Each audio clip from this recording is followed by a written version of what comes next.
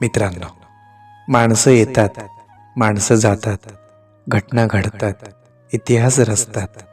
काळ येतो, वेळ सरते, नाते जडते, प्रेम बहरते, नात्यातील सलगी वाढते.